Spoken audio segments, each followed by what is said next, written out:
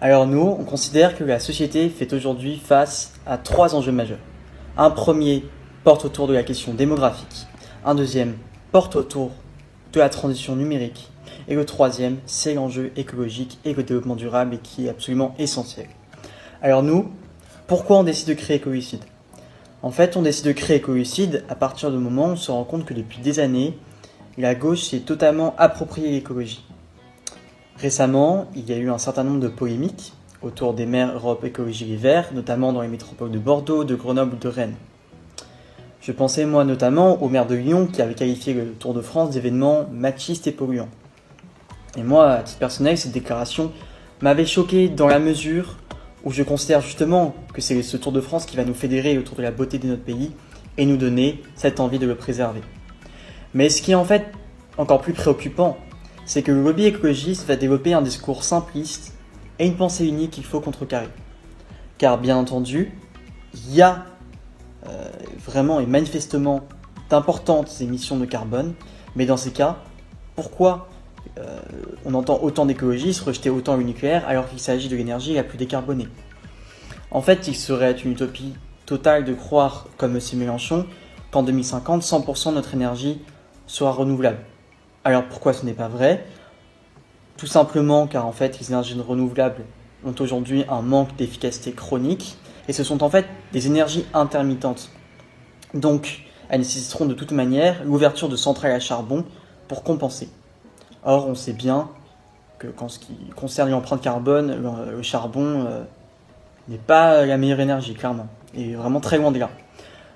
De notre côté, on considère plutôt qu'un modèle judicieux serait de combiner nucléaire et renouvelable. Mais passons.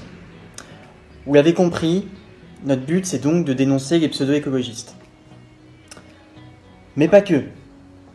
Nous voulons aussi développer un discours éclairé et argumenté sur l'écologie.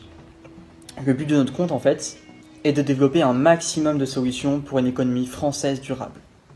Alors comment on va procéder ? C'est assez simple. Le compte a été lancé en septembre dernier.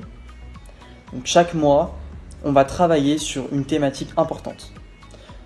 Par exemple, l'agriculture, l'élevage, l'eau, les forêts, les énergies, renouvelables ou non. En tout cas, tout un vaste panel de thématiques. Et sur chaque thématique, on va travailler sur des problèmes hebdomadaires. Et ainsi mettre en valeur d'abord un problème, donc ce qui est une façon en fait de sensibiliser les gens autour de questions écologiques.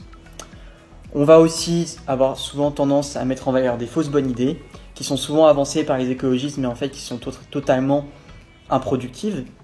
Et enfin, une solution qu'on estime crédible et la plus avantageuse possible pour notre pays, et donc qui ne se résume pas à de l'écologie punitive. Et enfin, on va vous proposer un certain nombre de publications bonus, notamment un post qu'on a réalisé sur la 5G, que je vous invite à aller regarder et dont on est assez content. Bien entendu, nous ne prétendons pas avoir la science infuse, on peut se tromper, ça nous est déjà arrivé, mais on vous garantit la plus grande honnêteté possible. Merci beaucoup. C'est une question qui est extrêmement importante et qui vraiment est à soulever dans le débat. En fait, la réalité, c'est que l'écologie a été accaparée par la gauche depuis en fait, le début de ce problème sociétal. Et en fait, du coup, il y a très souvent un amalgame qui est fait entre l'écologie et la gauche. Mais c'est un amalgame qui peut être fait à raison d'ailleurs, parce qu'on peut regarder en France, le seul parti écologique qui existe vraiment, c'est Europe Écologie Les Verts, qui est un parti de gauche. Et donc on peut voir qu'il y a vraiment un amalgame qui est fait, surtout auprès des plus jeunes. C'est-à-dire que, par exemple, je vais rencontrer des personnes qui ont 15-16 ans, qui n'ont pas forcément beaucoup d'idées politiques, et quand on leur demande pour qui ils vont voter, ils disent on va voter pour les écolos. Mais en fait, ce qui est terrible, c'est qu'ils veulent voter pour les écolos, mais du coup, ils veulent voter pour la gauche parce qu'il n'y a absolument pas d'alternative pour le moment à droite. Mais c'est pas parce qu'il n'y a pas d'alternative que l'écologie est réservée à la gauche. La droite doit s'organiser parce que la gauche propose une écologie qui est punitive, qui est radicale, tandis que la droite peut proposer une écologie qui est plus pragmatique et réaliste et applicable, sans être punitive pour les personnes, pour les Français. Et donc c'est vraiment important de ne pas faire cet amalgame entre écologie de gauche et écologie, parce qu'il y a vraiment une énorme différence au point de vue des idées. Ce qui est certain, c'est que tout ne va pas pour le mieux dans le meilleur des mondes, c'est le moins qu'on puisse dire. Le pic de production pétrolière va être atteint d'ici 20 à 30 ans, sans oublier ni négliger bien sûr l'impact alarmant du changement climatique sur la biodiversité, sur plus généralement les ressources à la disposition de l'humanité, qui peuvent provoquer, et nous le savons tous, de grands bouleversements. Néanmoins, si nous reconnaissons volontiers le mérite de Greta Thunberg d'avoir amené sur la table des préoccupations plus que légitimes, puisqu'elles nous concernent tous directement, et là-dessus elle a raison, néanmoins nous lui reprochons un alarmisme complètement contre-productif, un grand coup d'émotion, et qui doit nécessairement trouver des coupables sans cesse. Cette génération a besoin, au contraire, d'un plan d'attaque fiable, clair, précis, structuré, lucide, donc de sang-froid en somme. Et c'est ce que nous proposons chez Écolucide, puisque nous pensons que notre génération a non seulement le devoir, mais aussi le droit de pouvoir s'informer, accéder à une information complète et neutre, ce qui est, vous en conviendrez, devenu assez compliqué de nos jours, et c'est déplorable.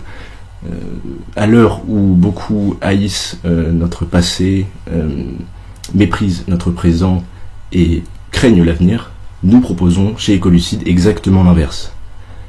Nous proposons des alternatives, des solutions crédibles et surtout de l'espoir.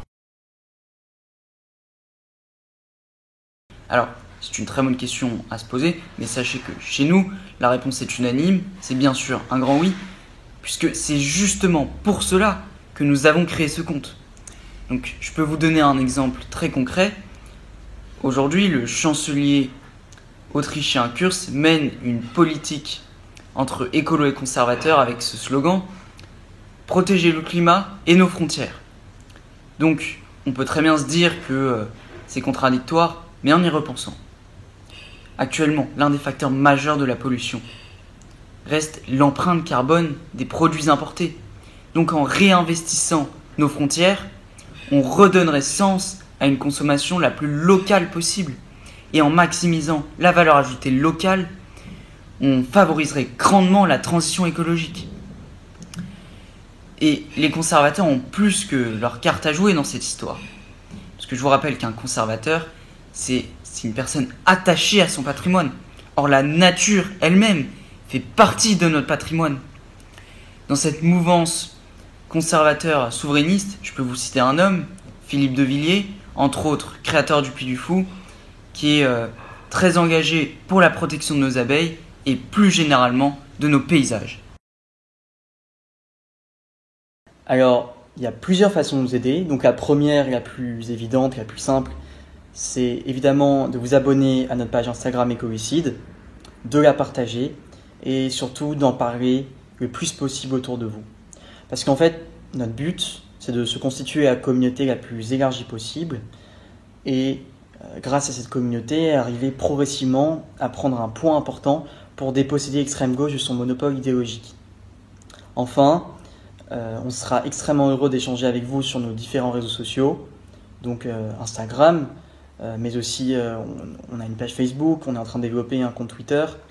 En tout cas, on a pas mal de projets en cours et on sera extrêmement heureux d'avoir vos avis, vos propositions, parce qu'en fait notre but, ce n'est pas de se limiter à une opposition droite-gauche, c'est plutôt de rassembler un maximum de personnes autour de nous, de bords très différents, autour d'une quête commune, celle de l'écologie, celle de la vérité, et surtout une écologie au service de notre pays.